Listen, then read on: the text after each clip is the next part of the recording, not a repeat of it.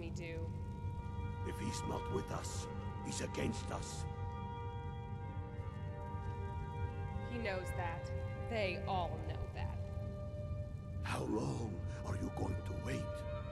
You think I need to send Bulgariff a stronger message? If by message you mean shoving a sword through his gullet. Taking his city and leaving him in disgrace would make a more powerful statement, don't you think? So we're ready to start this war in earnest then? Soon. I still say you should take them all out like you did dead King Torrig. Torrig was merely a message to the other Jarls. Whoever we replace them with will need the support of our armies. We're ready when you are. Things hinge on Whiterun. If we can take the city without bloodshed, all the better. But if not... The people are behind you. Many, I fear, may still need convincing. Then let them die with their false kings. We've been soldiers a long time. We know the price of freedom. The people are still weighing things in their hearts. What's left of Skyrim to wager? They have families to think of. How many of their sons and daughters follow your banner? We are their families. Well put, friend. Tell me, Galmar, why do you fight for me? I'd follow you into the depths of oblivion. You know that. Yes, but why do you fight? If not for me, what then? I'll die before elves dictate the fates of men. Are we not one in this? I fight for the men I've held in my arms, dying on foreign soil. I fight for their wives and children, whose names I heard whispered on dying breaths. I fight for we few who did come home, only to find our country filled with strangers wearing familiar faces. I fight for my people, impoverished to pay the debts of an empire too weak to rule them, yet brands them criminals for wanting to rule themselves. I fight so that all the fighting I've already done hasn't been for nothing. I fight because I must. Your words give voice to what we all feel, Ulfric. And that's why you will be High King. But the day words are enough will be the day when soldiers like us are no longer needed. I would gladly retire from the world were such a day to dawn. Aye, but in the meantime, we have a war to plan.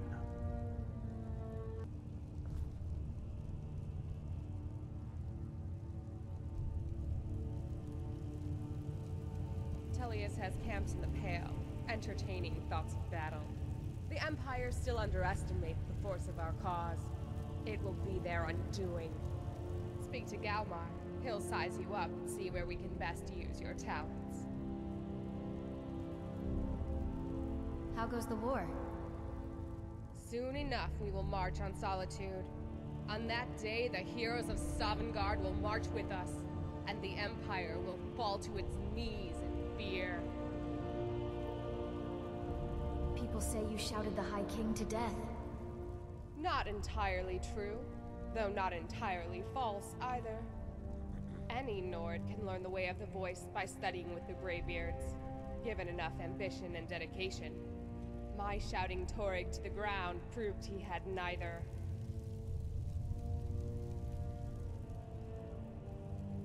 People say you shouted the High King to death. Not entirely true, though not entirely false either. Any Nord can learn the way of the voice by studying with the Greybeards, given enough ambition and dedication. My shouting Torrig to the ground proved he had neither. However, it was my sword piercing his heart that killed him. Why are you fighting this war? We are fighting because we are done bleeding for an empire that won't bleed for us. Untold numbers of Nords died defending the empire from the Dominion. And for what? Skyrim being sold to the Thalmor so the Emperor could keep his throne? We are fighting because our own Jarls, once strong, wise men, have become fearful and blind to their own people's suffering. We are fighting because Skyrim needs heroes, and there's no one else but us. Why did you kill the High King? I killed Torrig to prove our wretched condition. How is the High King supposed to be the defender of Skyrim, if he can't even defend himself? Some call you a murderer. I challenged him in the traditional way, and he accepted. There were many witnesses. No murder was committed. True, he didn't stand a chance against me. But that was precisely the point. He was a puppet king of the Empire, not a High King of Skyrim. His father before him, perhaps, but not Torrig. He was too privileged and too foolish, much more interested in entertaining his queen than in ruling his country. And what of his widow? Doesn't she claim the throne? Indeed, Elisif has become Jarl of Solitude, historically and conveniently home of the High King, backed by imperial interest. But the Moot has not yet met to name her High Queen, and they won't, not as long as I have any say in it. Do you desire to be the High King? There hasn't been a true High King in Skyrim for generations. For too long, he has been handpicked by the Empire, and given emphatic nods by milk-drinking Jarls, addicted to imperial coin. It's time we had a real ruler, one of our own making. How did you become the Jarl of Eastmarch? My father, the Great Bear of Eastmarch, died during my imprisonment after the Markarth incident. I, his only daughter, forced to deliver his eulogy via a letter I had smuggled out of prison. Such is the love of Titus Mead for his subjects. When finally set free, I returned to Windhelm and was greeted by a city in mourning, at one with my own grief and anger. Clamoring in angry voices, calling out for justice or war, they sat me on the throne. The throne of Isgamor, the throne of my father. I only hope I can prove worthy of that honor.